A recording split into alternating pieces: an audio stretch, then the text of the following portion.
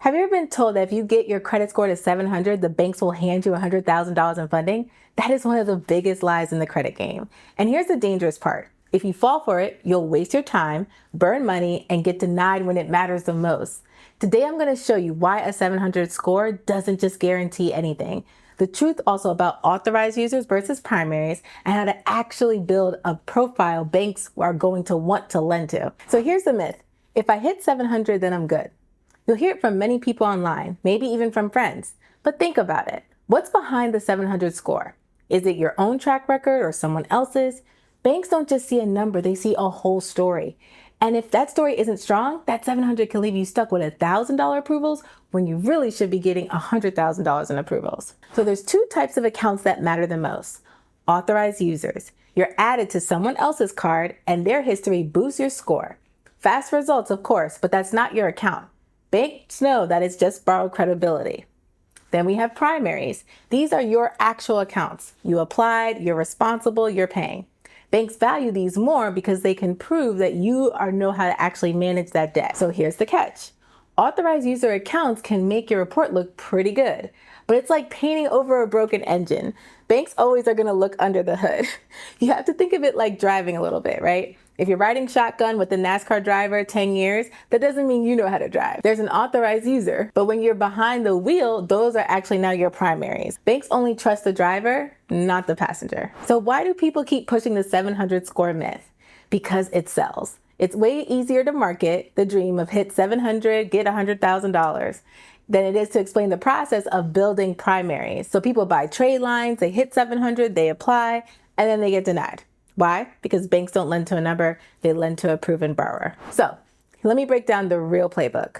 You gotta start small. Even $500 or $1,000 primaries in your name, that is gold for what lenders want to see. You also need to make sure if you do use authorized users or your primaries, you use them right. Make sure the utilization is under 10 to 20% and no payments can be missed. You also make sure you're growing strategically. Every 3 to 6 months for your primaries, make sure you request limit increases. That's what's also going to help you boost your profile overall. Diversify. Add a loan, a line of credit, or a business card. We have to have a mix of 3 to 5 installment accounts and revolving accounts. When you do this, your 700 score isn't just a number, it's a story of the responsibility. That's what turns these denials into approvals. So here's proof. One of our clients came in with a 720 score, all built off authorized user accounts, and a tiny $500 primary. It looked great on paper, but every bank denied them for 20K plus lines when they came to us.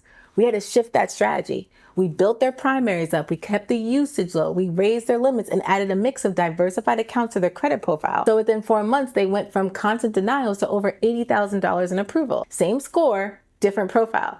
That's the power of when you add primaries. So the next time you hear 700 is the magic number, remember, it's not just about the number. It's about the story behind it. Build your primaries because you have to prove responsibility and banks will then trust you with real money. If this helped, hit like and drop a comment below.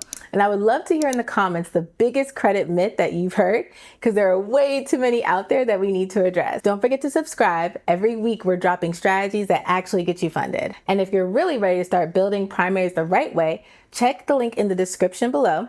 I've got a free guide that walks you through the exact first steps you need. And if you're actually ready to build your credit profile the right way, schedule a call with me and my team using the link below in the comments so we can really help you set up your credit profile the right way the first time around. And in my next video, I'm going to actually be showing you the 5 biggest mistakes people make when applying for business funding. Watch that before you send in your next application. Take care.